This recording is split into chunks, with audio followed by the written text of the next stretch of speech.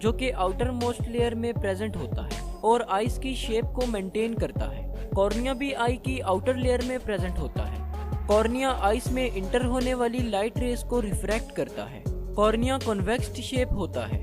अगर ह्यूमन आई की middle layer पर बात की जाए तो मिडिल लेयर वेस्कुलर लेयर है। इसे वेस्कुलर लेयर इसलिए कहते हैं क्योंकि ये आई को ब्लड वेसल्स प्रोवाइड करती है।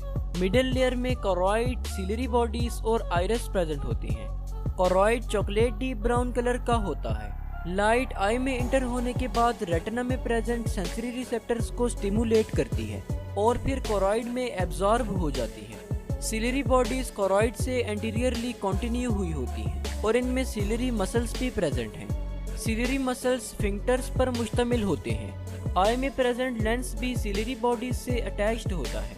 लेंस की अटैचमेंट सस्पेंसरी लिगामेंट्स के थ्रू होती है। आई की मिडिल लेयर में आइरिस भी प्रेजेंट है। आइरिस आई का विजिबल पार्ट है और ये डिफरेंट पीपल में डिफरेंट कलर का होता है। आइरिस कॉर्निया के बिहाइंड और लेंस के फ्रंट पर प्रेजेंट है। आइरिस आई की एंटीरियर सेगमेंट को एंटीरियर और पोस्टीरियर चैम्बर में डिवाइड करता है। इन चैम्बर्स में फ्लूइड प्रेजेंट होता है जो कि सिलरी बॉडी के एपिथेलियल सेल्स सिक्रीट करते हैं। आइरिस एक सर्कुलर बॉडी है जिसके अंदर पिगमेंट्स प्रेजेंट हैं। आइरिस का कलर इन पिगमेंट्स की वजह से ही होता है। आइरिस के सेंटर में एक अपर्चर प्रेजेंट है जिसे प्यूपिल कहते हैं। ये हमारी आई का वो पार्ट है जहाँ से लाइट हमारी आई में इंटर हो रही होती है। लेंस आई का वो स्ट्रक्चर है जो कि आइस में इंटर होने वाली लाइट रेस को रिफ्रैक्ट करता है। इसकी थिकनेस को सिलरी मसल्स कंट्रोल करते हैं। आई की सबसे इनर लेयर नर्वस टिश्यू से मिलकर बनी है जिसमें रेटिना प्रेजेंट होता है। रेटिना आई में प्रेजेंट बहुत ही डेलिकेट स्ट्रक्चर है।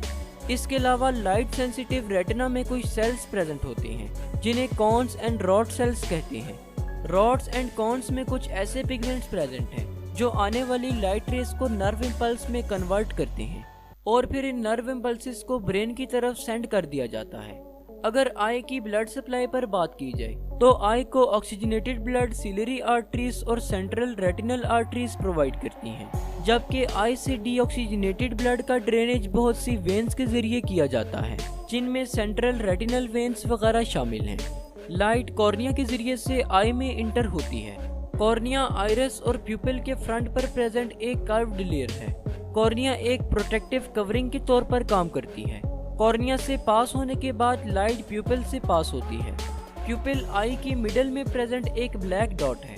आइरिस जिसने प्यूपिल को सराउंड किया होता है वो आई में इंटर होने वाली अमाउंट ऑफ लाइट को कंट्रोल करता है। जब इर्द गिर्द का इन्वायरमेंट डार्क हो तो आइरिस ज्यादा लाइट को आई में इंटर होने की इजाजत देता है और इसकी अपोजिट साइड पर जब सराउंडिंग्स का इन्वायरमेंट ब्राइट होता है तो आइरिस लेस लाइट को आई में इंटर होने की इजाजत देता है। आइरिस के पीछे लेंस प्रेजेंट होता है। लेंस अपनी शेप को चेंज करते हुए रेटिना पर लाइट को फोकस करवाता है। सिलरी मसल्स के एक्शन के जरिए से लेंस अपना साइज चेंज करता है।